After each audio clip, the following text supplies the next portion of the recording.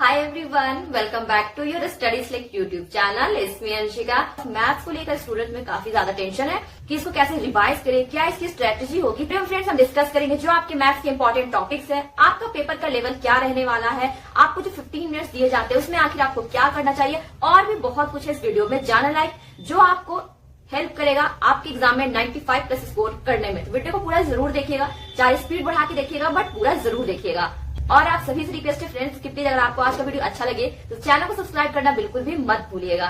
मैं फर्स्ट बात करती हूँ कि आखिर आपका मैथ्स का लेवल क्या रहेगा पेपर का। इजी होगा, हार्ड होगा, मॉडरेट होगा। सबसे बड़ा टेंशन, मैथ्स के पेपर बहुत ज्यादा इजी नहीं होते हैं, बहुत ज्यादा डिफिकल्ट नहीं होते हैं, बट क्या होते हैं वो लेंदी होते हैं। उसमें कैलकुलेशन बहुत ज्यादा होता है। एक क्वेश्चन में आपका डबल डबल ट्रिपल कैलकुलेशन आ जाएगा, एक दो क्वेश्चन का। उस टाइप के क्वेश्चन में आपको टाइम लगेगा। दैट मीन्स आपका जो पेपर है वो लेंदी आने वाला है। अगर आपके पेपर लेंदी आते हैं तो आप टाइम को कैसे मैनेज करोगे, अपना पेपर आप टाइम पे कैसे कंप्लीट करोगे।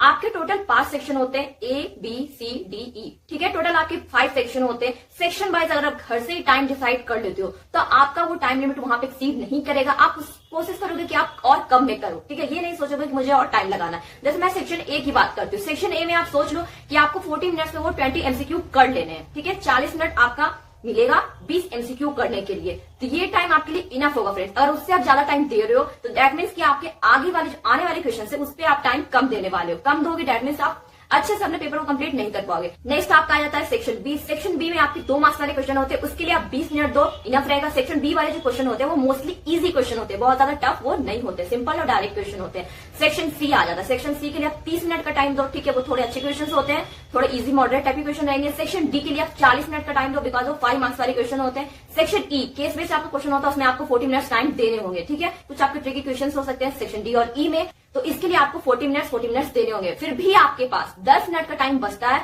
वो 10 मिनट आप अपने कॉपी को चेक करने में लगा सकते हो कि आपने सब कुछ सही से बनाया है या नहीं, आपका यूनिट सारा सही से लिखा हुआ है या नहीं। बिकॉज यूनिट्स गलत होते हैं तो उसके भी मार्क्स टीचर काट लेते हैं। ठीक है, तो इस तरीके से फ्रेंड्स आप टाइम को मैनेज कर सकते हो। ठीक है, नेक्स्ट क्वेश्चन, कौन से सेक्शन से स्टार्ट करें पेपर को सॉल्व करना, ये स्टूडेंट्स को पता नहीं है और वो डिफरेंट जगह से बस कोशिश करते हैं कि मैं क्या करूं। इस सवाल का जवाब फ्रेंड्स आप खुद ही दे सकते हो, कोई और नहीं। कैसे मिलेगा इसका जवाब आपको, जब आपको क्वेश्चन पेपर मिलता है 15 मिनट्स के लिए, जब आप उसको सिर्फ रीड कर सकते हो। दैट 15 मिनट्स विल डिसाइड कि आपको कौन से सेक्शन से स्टार्ट करना है। जैसे कि वो 15 मिनट्स में आपको क्या करना है, क्वेश्चन को तो आपको प्रॉपर रीड ही करना रहता है। उसमें जो और वाले क्वेश्चन होते हैं सबसे पहले उस पर ध्यान देना। ठीक है, और वाला में डिसाइड कर लेना कि आपको उन दोनों में से कौन सा क्वेश्चन बनाना है। बिकॉज ये अक्सर होता है स्टूडेंट्स के साथ, वो डिसाइड कर लेते हैं एक्साइटमेंट में आके, यार ये तो क्वेश्चन मुझे आता है, इसका सोल्यूशन तो बहुत इजी है, बट लास्ट में वो अंत में आके वो फंस जाते, फिर उनसे वो सॉल्व भी नहीं होता। और बाकी जो उनका टाइम वेस्ट हुआ वो अलग, फिर उनको काट के फिर वो दूसरा वाला अटेम्प्ट करते जो उनसे बनता है। स्टार्टिंग होने लगा कि वो नहीं बनेगा बट वो क्वेश्चन उनसे बनता है।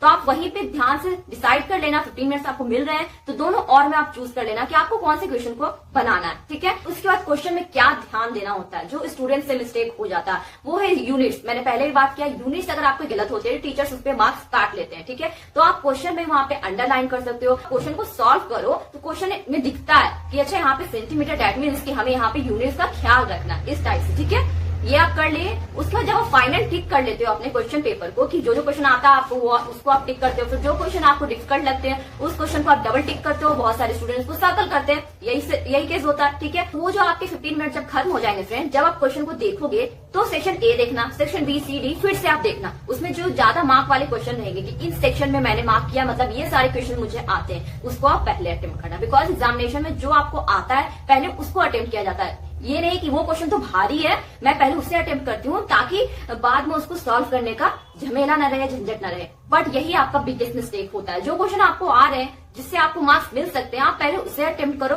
जो आपको नहीं आ रहे लास्ट में अटेम्प्ट करना, कुछ भी लिखना। ठीक है, मैं बताऊंगी आपको क्या लिखना है, टीचर्स आपको मार्क्स देंगे, कुछ तो मार्क्स आपको मिलेगा। ठीक है, ये बात का ध्यान रखना। उसके बाद देखो फ्रेंड्स, मैथ में अब आपको घर पे क्या करना है। सबसे पहले जितने भी मैथ के फॉर्मूलाज हैं वो आप रट लो, एक बार देख लो। पहले से तो आपने याद की होगी, एक बार अगर आप उसको कॉपी भी लिख लेते हो तो वो आपके लिए बेटर होगा। वो आप फिर एग्जामिनेशन में पक्का नहीं भूलोगे। मैंने भी यही किया था, मैंने तो सारे फॉर्मूला एक बार फिर से कॉपी पे लिख लिया था। ठीक है, लिखने से फ्रेंड्स हमेशा याद रहता है। इस वक्त आपको क्या करना है फ्रेंड्स, आप भले ही कम क्वेश्चन की प्रैक्टिस करो बट जितना भी क्वेश्चन की प्रैक्टिस करो उसको पूरा एंड तक कैलकुलेशन करो। यही पे स्टूडेंट मिस्टेक करते हैं कि चलो ये वाला क्वेश्चन ये तो एनसीईआरटी का है, ठीक है मुझे तो आता है इसका आंसर, ये ऐसे होगा ये तो सॉल्व हो जाएगा, चलो इसको छोड़ते आगे बनते हैं। बट जब आप एग्जामिनेशन में बनाने जाओगे आप आधा में फंस जाओगे, बिकॉज आपने कैलकुलेशन एंड तक नहीं किया है, आधा में आप डेफिनेटली फंसोगे। जितने भी क्वेश्चन की प्रैक्टिस करो, 10 क्वेश्चन करो, 20 क्वेश्चन करो, इन बचे डेज में, इन गैप्स में आप 10 क्वेश्चन करो, 20 क्वेश्चन करो, 50 क्वेश्चन करो, बट जितने भी करो उसको एंड तक कैलकुलेट करो, ठीक है। एग्जामिनेशन में आपको यही करना है। चलो अब मैं आपको बताती हूँ कि मान लीजिए कि आपको अपने एग्जामिनेशन में कोई ऐसे क्वेश्चन मिल गए जिसका आंसर तो आपको दूर दूर तक कुछ नहीं आ रहा है, तो अब क्या करें। कोई क्वेश्चन को खाली मत छोड़ना, सारे क्वेश्चन को अटेम्प्ट करना। और क्या करना है, पहले तो क्वेश्चन लिख लेना, ठीक है। गिवन टू प्रूफ, अगर प्रूफ करना है तो टू प्रूफ, क्वेश्चन वाला लाइन आ गया, प्रूफ लिखना, फॉर्मूला लिखना, उसके 1 नंबर आपको तो करेक्ट बिल्कुल सही से मिल जाएंगे, ठीक है, बिल्कुल सही से उसके 1 मार्क्स 2 मार्क्स मिल जाएंगे। बाकी उससे रिलेटेड कुछ याद आ रहा है, मतलब कुछ फॉर्मूलाज और कुछ क्वेश्चन है, कुछ तो कोशिश करोगे ना फ्रेंड्स। अब टाइम है आपके पास तो कोशिश तो करना बनता है। अब टीचर का ध्यान शायद ना जाए उस पर तो आपको मार्क्स मिल सकते हैं। अलग अलग टीचर होते हैं, टीचर उसमें खुश रहे तो डायरेक्ट टिक लग जाएगा और मार्क्स भी मिल जाएंगे, ठीक है। तो कोई भी क्वेश्चन खाली मत छोड़ना है, कैलकुलेशन करना है, गिवन देना, टू प्रूफ, फॉर्मूला लिख देना, ठीक है। इतना तो आप करोगे। जब कभी आप कोई क्वेश्चन को सॉल्व कर रहे हो तो जो उसके आंसर है उसको बॉक्स में बना देना, ठीक है। एक बॉक्स दे देना, लास्ट में बना देना, ताकि डायरेक्ट टीचर का नजर उस पर पड़े कि हाँ बच्चे ने इसको बनाया भी और बॉक्स में उसका आंसर भी अच्छे से हाईलाइट किया, ठीक है। तो किसी भी आंसर को आप इस तरह से बॉक्स बना के हाईलाइट कर सकते हो। मैथ्स में ज्यादातर बॉक्स ही बनाया जाता है, अंडरलाइन में, ठीक है। नेक्स्ट फिर बात आ जाता है स्टूडेंट्स का कि वो रफ कहाँ करे। ज्यादातर स्टूडेंट पीछे ही रफ करते हैं, मैंने भी पीछे किया था, बट उनको रफ करने का सही तरीका नहीं मालूम है।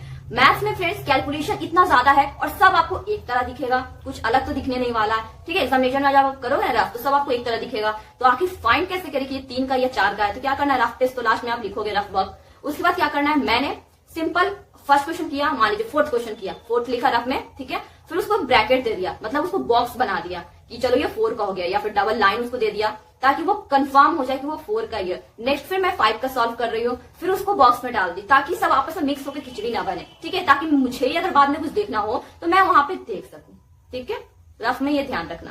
देखो गाइस, कुछ आपके बहुत ज्यादा इजी और स्कोरिंग चैप्टर्स है मैथ्स के, उनको आप बिल्कुल भी मत छोड़ना। जैसे आपके रियल नंबर से कौन से क्वेश्चन आते हैं, रियल नंबर से आपका जो HCF into LCM is equal to product of number A into B, इस पे आपके क्वेश्चन पूछे जाते हैं। √2 इज इरेशनल, आपको प्रूव करना है, या फिर 3 + 2 √5 इज इरेशनल, ये प्रूव करना है, या फिर नंबर को रिवर्स करने वाला जो डिजिट होता है, सम ऑफ डिजिट रिवर्सिंग इस ऑर्डर में, उनको प्रूफ करना। ये 3-4 क्वेश्चन एवरी ईयर रिपीट होते हैं, ये जरूर करना, ठीक है। फिर पेयर ऑफ लीनियर इक्वेशन है, बहुत इजी है, उस पर नेक्स्ट चैप्टर आपका पॉलिनोमियल हो जाता है। उसमें आपका जो रिलेशन होता है जीरोस और कोएफिशिएंट के बीच में, उससे क्वेश्चन आता है। Find the zeros of polynomial, इससे क्वेश्चन आता है। ये सारे बहुत बेसिक है, अगर इन सारे क्वेश्चन को आप नहीं करते हो तो फिर ये आपकी मिस्टेक होगी, बिकॉज ये बहुत ज्यादा इजी और स्कोरिंग चैप्टर है। कम से कम इसको तो पहले ही आप कर लो, ठीक है। फिर आपका पेयर ऑफ लीनियर इक्वेशन हो गया, क्वाड्रेटिक इक्वेशन हो गया, ठीक है। उसमें एलिमिनेशन सब्स्टिट्यूशन मेथड आप सीख लो, बहुत आसान है, उसमें क्वेश्चन उसी से डायरेक्ट पूछ जाएंगे, ठीक है।